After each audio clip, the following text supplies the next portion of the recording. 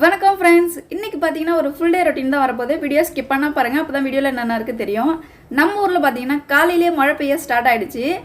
என்னடா இது வெளியில் வந்து பார்த்ததுமே கிளைமேட் எப்படி இருக்குது அப்படின்னு ஆச்சரியமாக ஆகிடுச்சு. ஏன்னா இவ்வளோ நாள் நம்ம ஊரில் மழையே கிடையாது, ஃபுல் அண்ட் ஃபுல் வெயில் போட்டு கொளுத்து தாக்கிடுச்சு.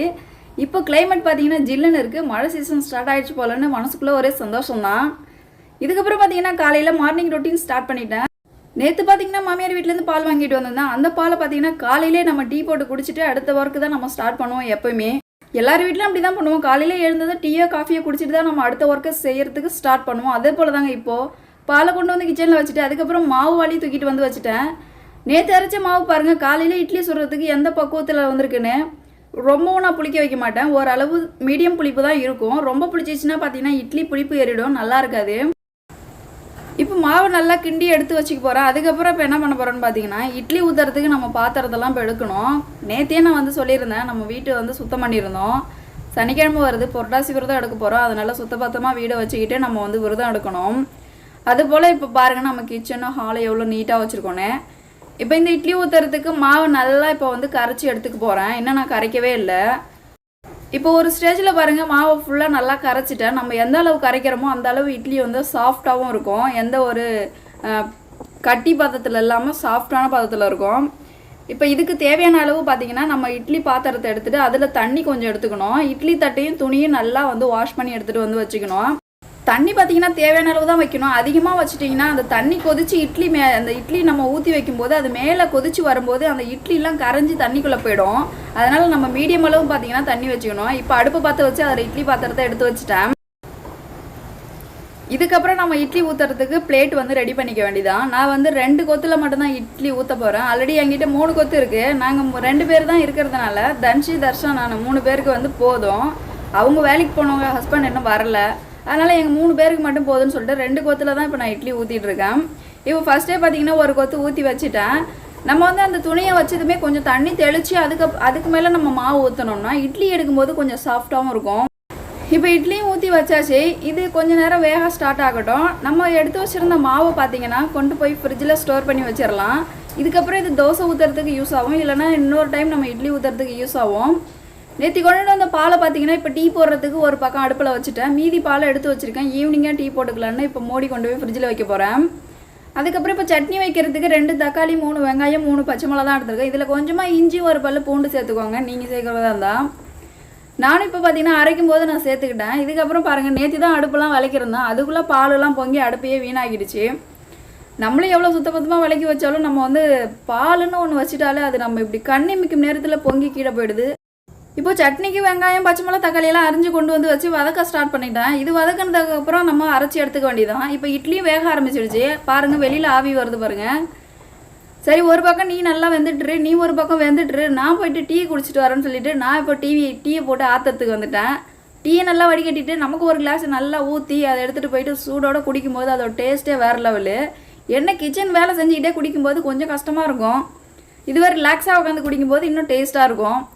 இப்போ காய்கறியெல்லாம் பார்த்தீங்கன்னா வதக்கி வச்சுட்டேன். இதுக்கப்புறம் இதை அரைச்சி நம்ம தாளிப்பு கொடுத்துட வேண்டியதான். இன்னொரு சைடு பார்த்தீங்கன்னா இட்லி வந்து போச்சு, அதையும் நம்ம எடுத்து வச்சிடலாம்னு சொல்லிட்டு இப்போ இட்லி எடுக்க ஸ்டார்ட் பண்ணிட்டேன்.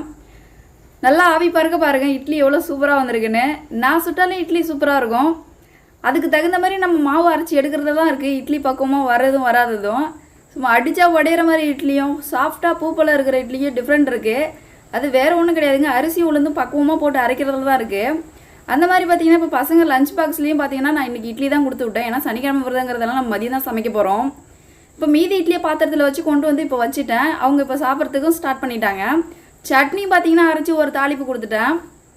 இப்போ நம்ம கிச்சனை பாருங்கள் எவ்வளோ நீட்டாக இருக்குன்னு. காலையிலேயே பார்த்தீங்கன்னா எவ்வளோ சமைச்சாலும் நம்ம கிச்சன் பார்க்க எவ்வளோ நீட்டாக இருக்குது பாருங்கள், கஜன்னு இல்லை. இதுவே நம்ம மதியத்துக்கு லஞ்சு சாப்பாடு செய்யும்போது பார்த்தீங்கன்னா நம்ம கிச்சன் அவ்வளோ ஒரு நீட்னஸ் இருக்காது கண்டிப்பாக. ஒரு இட்லி சட்னிங்கிறதுனால வந்து நம்ம கிச்சன் சூப்பராக நீட்டாக இருக்குது. இப்போ பசங்களும் சாப்பிட ஸ்டார்ட் பண்ணிட்டாங்க. அவங்களுக்கு லஞ்ச் பாக்ஸும் பார்த்தீங்கன்னா 2 இட்லி 2 பேருக்கும் கொஞ்சமாக சட்னி வச்சு கொடுத்துட்டேன். டெய்லி இந்த மாதிரி இட்லி சட்னி கொடுக்க மாட்டேன் ஃப்ரெண்ட்ஸ். ஆக்சுவலி வந்து இப்போ சனிக்கிழமை விரதங்கிறதுனால இன்றைக்கி தான் கொடுத்துருக்கேன். அவங்களும் சரின்ட்டு எடுத்துகிட்டு போயிருக்காங்க.